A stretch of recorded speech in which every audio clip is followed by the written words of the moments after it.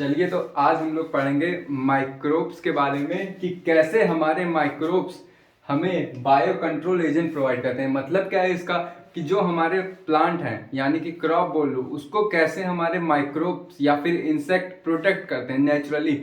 अब यहाँ से पहला सवाल तुमको यही तुम सोचो कि हमने फर्टिलाइजर भी बनाया है। फर्टिलाइजर तो हमारा केमिकल है, तो हमको क्या जरूरत पड़ी कि हम माइक्रोब से अपने प्लांट प्रोटेक्ट कर रहे हैं। तुम खुद सोचो हमको क्या जरूरत पड़ गई जब हमारे पास फर्टिलाइजर में पहले से है, तो हमको क्या जरूरत है कि हम माइक्रोब्स का यूज कर रहे हैं। अरे मेरे भैया, अगर फर्टिलाइजर में तुम ज्यादा डाल दोगे तो पहली बात तो तुम्हारे प्लांट को वो नुकसान करेगा, क्योंकि वो फर्टिलाइजर में क्या होता है, टॉक्सिक मटेरियल होते हैं जो तुम्हारे क्या है, ये फर्टिलाइजर है। इनका डिसएडवांटेज यही है, फर्टिलाइजर है इनका डिसएडवांटेज क्या है, सबसे पहले इसमें डिसएडवांटेज इनका यही है कि इनके में क्या होता है, टॉक्सिक मटेरियल होता है। ये टॉक्सिक मटेरियल कहाँ कहाँ जाएगा, ये टॉक्सिक मटेरियल तुम्हारे बॉडी में जाएगा यानी ह्यूमंस में भी जाएगा, साथ में तुम्हारा क्या करेगा, सॉइल की फर्टिलिटी भी डिक्रीज कर देगा। तुम बोलोगे ये तो भैया सॉइल की फर्टिलिटी बढ़ाने के लिए होता है। हाँ सही सोचते हो तुम लोग, लेकिन ये कुछ सालों तक तुम्हारी फर्टिलिटी मेंटेन करके रखेगा। मतलब कि जब इसको डालोगे किसी सॉइल पे तो उस पर्टिकुलर ईयर में या फिर बोल दो 2-3 ईयर में तुम्हारी फर्टिलिटी तो बराबर रहेगी, तुम्हारा प्रोडक्शन भी ज्यादा होगा। लेकिन अगर इसको ज्यादा टाइम तक किसी एक लैंड पे तुम डालोगे फर्टिलाइजर जो कि बायोकेमिकल होगा, बायोकेमिकल यानी कि केमिकल से बना होगा, ये नहीं कि वो नेचुरल होगा, तो तुम्हारा जो फर्टिलिटी है सॉइल की वो भी घट जाएगी और साथ में ह्यूमन पे भी इंपैक्ट पड़ेगा। तुम बोलोगे ह्यूमन पे कैसे इंपैक्ट पड़ेगा, तो देखो अगर किसी चीज को तुम एक्सेस अमाउंट में ले रहे हो तो नुकसान करेगा, चाहे दारू हो, सिगरेट हो या फिर फर्टिलाइजर हो। एक्सेस अमाउंट में लोगे तो प्रभाव पड़ेगा ही। तब जब ज्यादा एक्सेस अमाउंट में फर्टिलाइजर डालोगे तो वही फर्टिलाइजर जो है तुम्हारा प्लांट एब्जॉर्ब करेगा। अब जब भैया तुम्हारा ये फर्टिलाइजर है प्लांट एब्जॉर्ब किया तो यही तो तुम्हारे रूटवा ट्री या फ्रूट में जाएगा, यही तो भैया जाएंगे फ्रूटवा में, तब यही फ्रूटवा तुम खाओगे, अल्टीमेटली क्या होगा, तुम्हारा डेथ हो जाएगा। तभी हम किसका यूज कर रहे हैं यहाँ पे, माइक्रोब्स का, ताकि माइक्रोब्स आए नेचुरली, जो हमारे पेस्ट हैं यानी कि जो कीड़े मकोड़े हैं उनको नेचुरली खाएं। अब यहां से एक सवाल तुम्हें इकोलॉजी का मिलेगा। क्या सवाल मिलेगा कि अगर हम फर्टिलाइजर लिमिटेड अमाउंट में यूज करें तो हमारे प्लांट में तो नहीं फैलेगा, लेकिन वो इंसेक्ट सारे मार देगा, क्योंकि फर्टिलाइजर क्या है, टॉक्सिक मटेरियल करते हैं, टॉक्सिक प्लांट में पैदा कर देते हैं। तो ह्यूमन कोई भी अगर वो टॉक्सिक लेगा तो हमारे अंदर हमारा जो डाइजेस्टिव सिस्टम है वो उस टॉक्सिक को मार देता है। ये बात सच है कि जो टॉक्सिक मटेरियल फर्टिलाइजर में होता है हमारे बॉडी के अंदर जो होता है ना, HCl हुआ या फिर कोई भी चीज हुआ, एंजाइम हुआ, वो उस टॉक्सिक मटेरियल को किल कर देगा। लेकिन अगर तुमने माइक्रोब्स ना लेके फर्टिलाइजर यूज किया तो तुम्हारा भैया इकोसिस्टम भी डिसबैलेंस हो जाएगा। कैसे डिसबैलेंस होगा जरा तुम ये समझना। अभी तुम क्या किए, फर्टिलाइजर यूज कर रहे हो, अब फर्टिलाइजर यूज किए तो तुम्हारे इंसेक्ट मरेंगे यानी कि पेस्ट मरेंगे। अब जब भैया पेस्ट पूरे मर जाएंगे तो पेस्ट को खाने वाले जो भैया तुम्हारे कौन है, इंसेक्ट्स हैं, वो क्या खाएंगे, अल्टीमेटली तुम्हारा इकोसिस्टम पूरा डिस्ट्रॉय हो जाएगा और प्लांट की जनसंख्या क्या हो जाएगी, यानी कि क्रॉप की जनसंख्या बढ़ जाएगी। और क्रॉप की जनसंख्या जब बढ़ी तब जो एब्जॉर्ब कर रहा है न्यूट्रिशन वो ज्यादा एब्जॉर्ब करेगा। जब न्यूट्रिशन एब्जॉर्ब करेगा एक टाइम ऐसा आएगा कि तुम्हारी सॉइल की फर्टिलिटी ऑटोमेटिकली डिक्रीज हो जाएगी, क्योंकि प्लांट ही इतने ज्यादा हैं, वो ज्यादा से ज्यादा न्यूट्रिशन एब्जॉर्ब करने की कोशिश करेंगे। अब ज्यादा से ज्यादा न्यूट्रिशन एब्जॉर्ब कर लेंगे तो भैया तुम्हारा जो नीचवा का न्यूट्रिशन है वो भी तो खत्म होगा ना, कि वो अनलिमिटेड है। तो अल्टीमेटली क्या समझ रहे हो तुम लोग कि देखो हमने कहां से शुरू किया था, हमने माइक्रोब से शुरू किया था, लेकिन हम कहां पे आ गए, इकोसिस्टम पे। इकोसिस्टम हमारा डिसबैलेंस हो जा रहा है फर्टिलाइजर यूज करने पे। लेकिन अगर हमारे माइक्रोब्स रहे, माइक्रोब्स में तुम बोल लो कि माइक्रोब्स में क्या क्या आते हैं, फंजाई आते हैं, प्रोटिस्टा आते हैं, और क्या आएंगे, बैक्टीरिया आएंगे, वायरसेस आएंगे, और तुम्हारे इसमें माइक्रोब्स में इंसेक्ट भी आएंगे। तो अगर तुम्हारे इंसेक्ट हुए, ये इंसेक्ट क्या करेंगे, किसको खाएंगे, पेस्ट को खाएंगे। और जब पेस्ट को खाएंगे तो अल्टीमेटली जो तुम्हारे पेस्ट की जनसंख्या है वो बैलेंस रहेगी, और जब पेस्ट की जनसंख्या बैलेंस रहेगी तो तुम्हारे जो प्लांट हैं वो भी भैया प्रॉपरली ग्रोथ कर पाएंगे। अल्टीमेटली ये तुम्हारा इकोसिस्टम का करेक्ट ऑर्डर हो जाएगा, इंसेक्ट, पेस्ट और प्लांट। ऐसे अगर चलोगे यानी कि माइक्रोब्स में जो इंसेक्ट आते हैं वो तुम्हारे किसको खाएंगे, पेस्ट को खाएंगे, और पेस्ट तुम्हारा प्लांट को नहीं नुकसान करेगा। अल्टीमेटली तुम्हारा इकोसिस्टम क्या हो जाएगा, एकदम लाजवाब हो जाएगा। इतनी बात समझ में आई। अब एनसीईआरटी ये बोलती है, एनसीईआरटी नहीं बोलती है, वो कोई लिविंग थिंग नहीं है, नॉन लिविंग थिंग है। तो उसमें ये बोला जाता है कि तुम्हारे कुछ इंसेक्ट ऐसे हैं, इंसेक्ट में कौन से, अक्ठो भैया लेडी नाम की ना बीटल होती है। तो कौन सी बीटल होती है, जरा मैं ये इरेज कर देता हूँ ताकि फील करके तुमको समझा पाऊं। एक भैया लेडी नाम की बीटल होती है, तो उसका नाम हमने रख दिया लेडी बीटल। ये क्या करती है, तुम्हारे एफिड्स को खाती है, ये एफिड्स को खाएगी। तो ये जो एफिड्स है हमारे जो क्रॉप्स हैं या फिर प्लांट है उनको तो नुकसान पहुंचा नहीं पाएगी। क्यों नुकसान नहीं पहुंचाएगी, क्योंकि हमारे जो लेडी बीटल्स हैं ये क्या करेंगे, एफिड्स को किल कर देंगे या फिर खा जाएंगे या फिर डरा के भगा देंगे। और तुम्हारा एनसीईआरटी में क्या एग्जांपल दिया, क्योंकि इसके एग्जांपल से क्वेश्चन आएगा। देख भाई, फर्जी उर्जी क्वेश्चन ना बोर्ड पूछने वाला है ना नीट पूछने वाला है, एग्जांपल से क्वेश्चन आएगा। तब पहला तो तुमको ये याद रखना पड़ेगा कि जो लेडी बीटल है ये क्या करती है, तुम्हारे एफिड्स को भगाती है, यानी कि एफिड्स को भगाएगी या फिर किल करेगी। एनसीईआरटी ने बहुत गहरा खेला है, वहां पे लास्ट में रिस्पेक्टिवली लगा दिया है। तो इसका मतलब ये हुआ कि तुम्हारे जो लेडी बीटल्स हैं उसका अगर पूछे एग्जाम में कि लेडी बीटल्स किसको भगाती है या किसको खाती है, तो तुम बोलोगे एफिड्स। एग्जाम में एफिड्स और साथ में क्या दे दे, एफिड्स के साथ साथ क्या खाती है, मॉस्किटो अगर दे देना भैया तुम पगला के दोनों मत टिक करवा देना। अगर एनसीईआरटी रीडिंग लगानी हो ना तो हर कोई रीडिंग लगा ले। तुम्हारा एनसीईआरटी में क्या लिखा है, लाइन भी मैं बोल दे रहा हूँ कि जो लेडी बर्ड है और ड्रैगन फ्लाई है क्या करती है, ईट करती है एफिड्स को और मॉस्किटो को, बाद में लगा दिया रिस्पेक्टिवली। मतलब कि तुम्हारे जो लेडी बीटल्स हैं वो भैया एफिड्स खाते हैं, और जो तुम्हारे क्या है कैटर, तुम्हारे क्या है ड्रैगन फ्लाई है, ड्रैगन फ्लाई है। अब ड्रैगन फ्लाई कैसे दिखते हैं, जो बारिश वारिश का मौसम चल रहा है तो तुमको देखे हो कि ड्रैगन फ्लाई हेलीकॉप्टर जैसी उड़ती रहती है।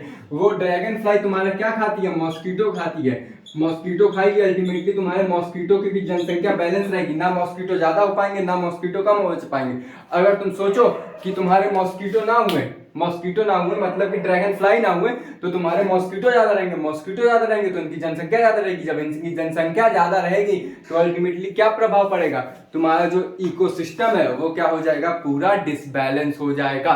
इतनी बात समझ में आ गई। तो यहाँ पे दो एग्जांपल तुमको याद करके रखना है, कौन कौन सा, लेडी बीटल्स क्या खाती है या फिर क्या भगाती है एफिड्स को, ताकि हमारा क्रॉप का क्या होगा, नुकसान ना हो पाए। और ड्रैगन फ्लाई क्या खाती है या फिर क्या भगाती है, तो तुम्हारा है मॉस्किटो। इतनी बात समझ में आ गई। तो ये दोनों एग्जांपल है, तुमको याद करना पड़ेगा। अब हमारा टॉपिक क्या है, माइक्रोब्स। माइक्रोब्स में क्या क्या आते हैं, सोच भाई, माइक्रोब्स में तुम्हारे बैक्टीरिया आते हैं, वायरसेस आते हैं। और तुम्हारे एनसीईआरटी एक चीज और बोलती है कि तुम्हारे एक बीटी होती है, बीटी मतलब ब्रिलियंट ट्यूटोरियल नहीं जो सागन में है, बीटी मतलब होता है बैसिलस थोरेंजिएसिस। तुमको बायोटेक्नोलॉजी में मैंने बताया था कि हम जेनेटिकली मॉडिफाइड क्रॉप बनाते हैं, किसकी मदद से, जेनेटिकली मॉडिफाइड क्रॉप बनाते हैं, किसकी मदद से, बीटी की मदद से। इस बीटी का कौन सा जीन लेते हैं, क्राइजीन। क्राइजीन क्या बनाती है, क्राई प्रोटीन बनाती है। इतनी बात समझ आ गई।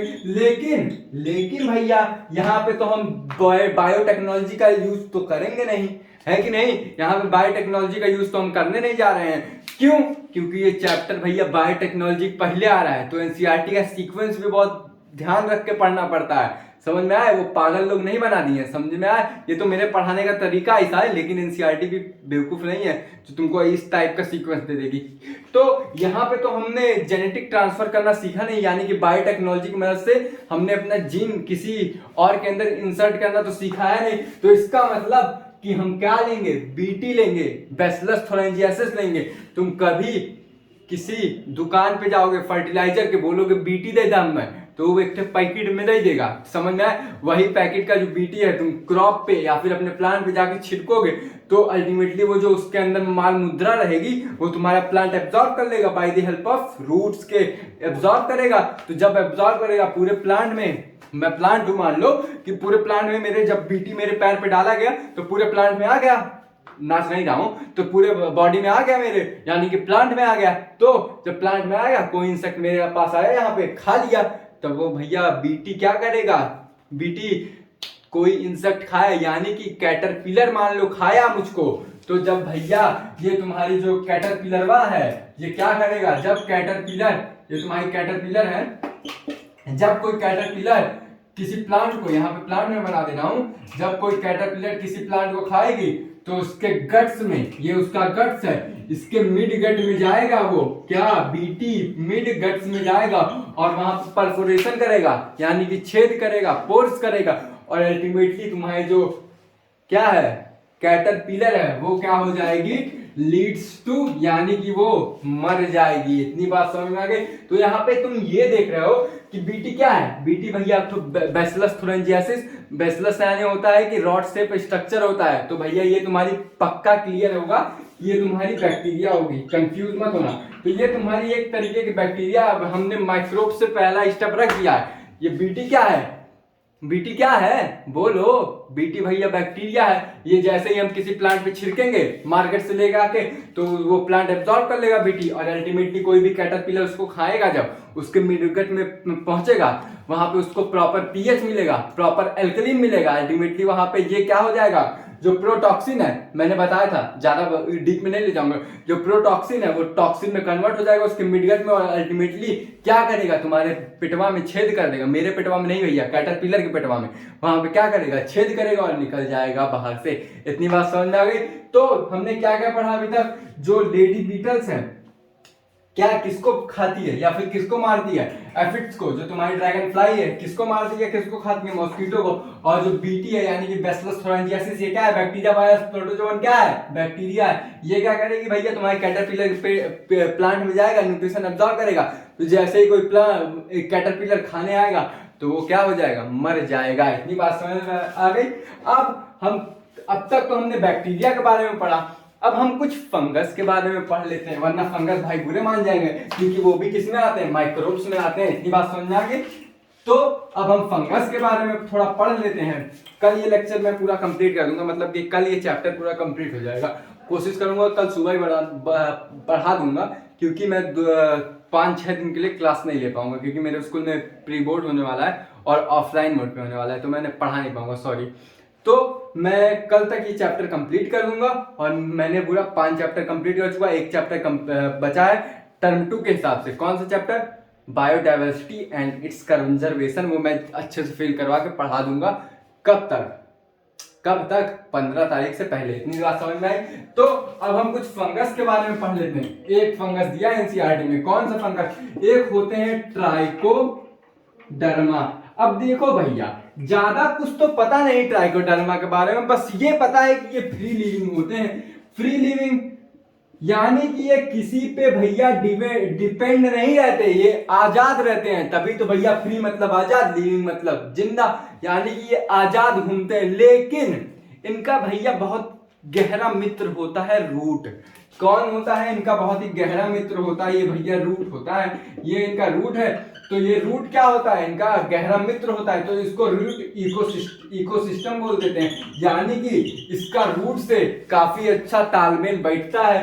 तो क्या मैं ये बोल सकता हूँ कि ट्राइकोडर्मा कहाँ पाया जाएगा, तुम्हारे रूट्स के बगल में पाया जाता है, यहाँ पे ये एसोसिएट होता है, यानी कि यहीं पे पीछा होता है, और ये भैया काफी तालमेल बना के रखता है रूट से। ये क्या है तुम्हारा, ये भैया तुम्हारा ट्राइकोडर्मा है, ये काफी तालमेल बना के रखता है, काफी एसोसिएशन रखता है, किससे, तुम्हारे मुझसे नहीं, रूट से एसोसिएशन रखता है। और क्या काम करता है भैया, ये माइक्रोब से किसी ना किसी इंसेक्ट से बचाएगा।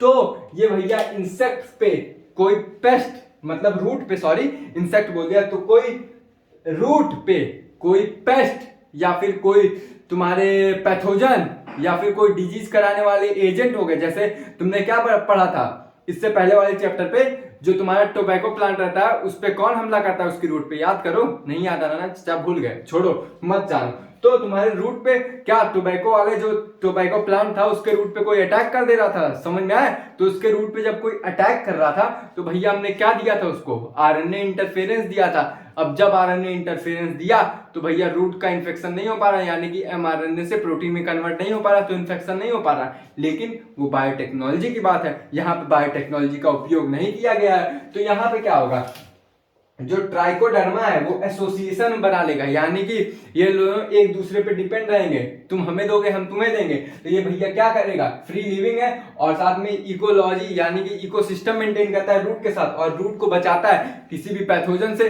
किसी भी एजेंट, डिजीज कॉजिंग एजेंट से, क्या करता है, बचाता है। तो इतनी बात समझ में आ गई। ये ट्राइकोडर्मा क्या है, फंगस है, और ये क्या करता है, रूट को बचाता है। एनसीईआरटी में क्या लिखा है जरा ये भी देख लो कि एक तरीका फ्री लिविंग है, रूट के साथ इकोसिस्टम बैठाता है, और क्या करता है, तुम्हारे बायो कंट्रोल एजेंट यानी कि किसकी तरह वर्क करता है, बायो कंट्रोल एजेंट की तरह। कोई भी पेस्ट यानी कि कोई भी डिजीज कॉजिंग एजेंट अगर आएगा तो उससे बचा के रखेगा, किसको, रूट को बचा के रखेगा। इतनी बात समझ में आ गई। और एक सेकंड जस्ट रुक जाना तुम लोग, कुछ तुम लोग को याद दिलवाना है।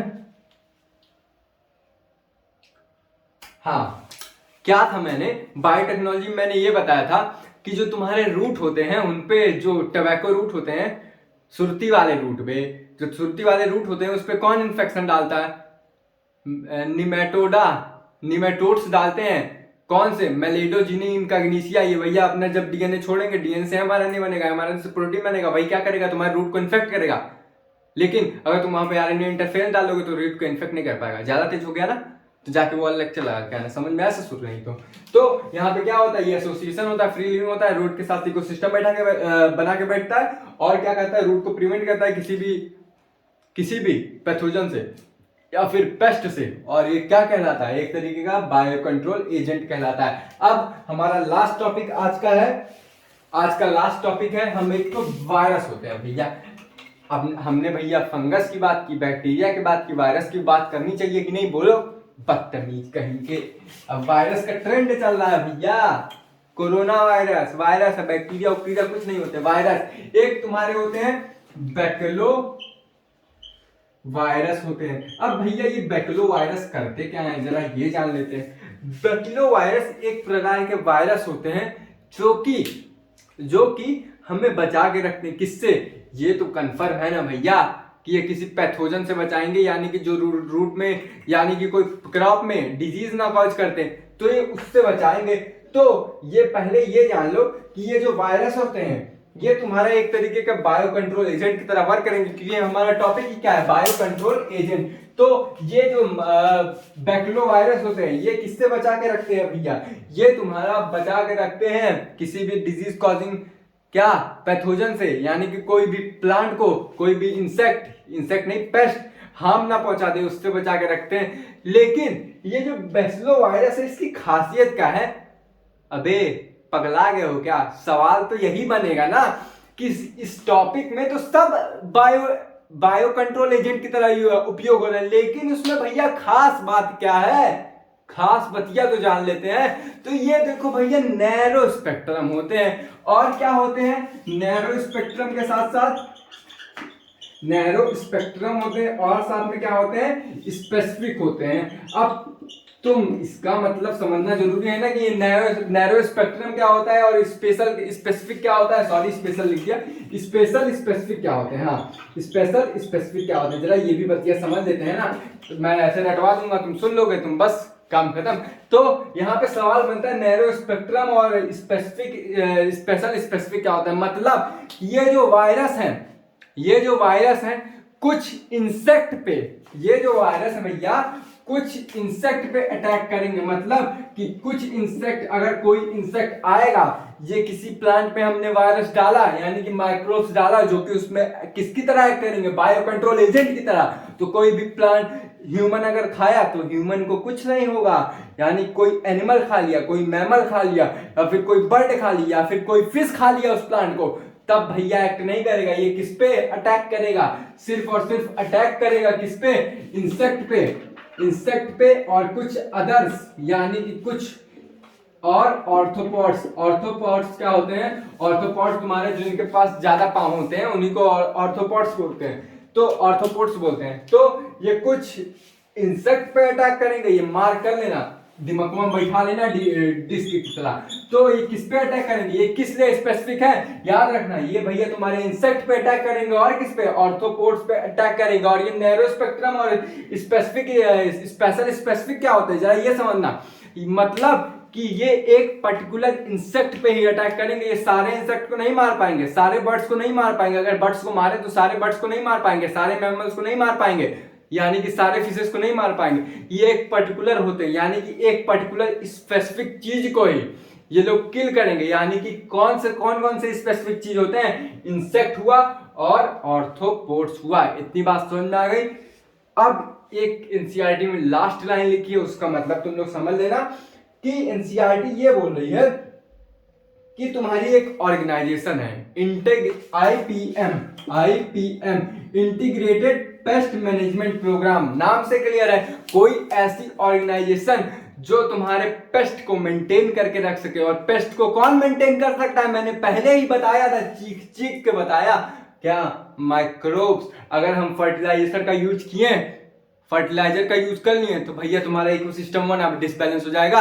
अगर हम फर्टिलाइजर वे देके पूरे पेस्ट को मार दिए तो क्या, ये जो तुम्हारी कौन है, अगर फर्टिलाइजर देके हम पूरे पेस्ट को मार दिए तो ये तुम्हारी जो पेस्ट को खाने वाले इंसेक्ट ये क्या आ जाएंगे, और ये कहाँ जाएंगे भैया, अल्टीमेटली ये भी मर जाएंगे, ये भी मर जाएंगे, और तुम्हारी प्लांट की जनसंख्या क्या हो जाएगी, प्लांट की जनसंख्या ज्यादा और न्यूट्रिशन ज्यादा, तो प्लांट ज्यादा तो न्यूट्रिशन ज्यादा एब्जॉर्ब करेंगे, अल्टीमेटली तुम्हारे प्लांट भी खत्म, सॉइल की फर्टिलिटी भी खत्म। इतनी बात समझ में आ गई। ये नैरो स्पेक्ट्रम और स्पेसिफिक समझ में आ गया क्या होते हैं ये, यानी कि ये एक पर्टिकुलर इंसेक्ट को, पर्टिकुलर आर्थ्रोपोड्स को किल करेंगे, सबको किल नहीं करेंगे। कौन कौन सबको मतलब कौन कौन मैमल्स हो गए तुम्हारे, फिश हो गए या फिर कोई और भी हो गए, किसी और प्रकार के बर्ड हो गए, उन सबको ये किल नहीं करेंगे। इतनी बात समझ में आ गई। कल हमारा टॉपिक होगा लास्ट, वो भी वीडियो छोटा भी बनेगा, 20-20 मिनट का बनेगा, कौन सा, माइक्रोब्स एज बायो फर्टिलाइजर। मैं आज ही बता दूं, लेकिन आज मेरा मूड सही है, लेकिन मैं कल बताऊंगा, ताकि उसमें कुछ पॉइंट है वो तुमको याद करवाना पड़ेगा। आज इतना ही बस याद रखो, थोड़ा थोड़ा पढ़ो, सीख जाओगे। तो चलिए आज की बातें यहीं तक, कल की बातें कल करेंगे। जय हिंद, जय भारत, साइनिंग ऑफ।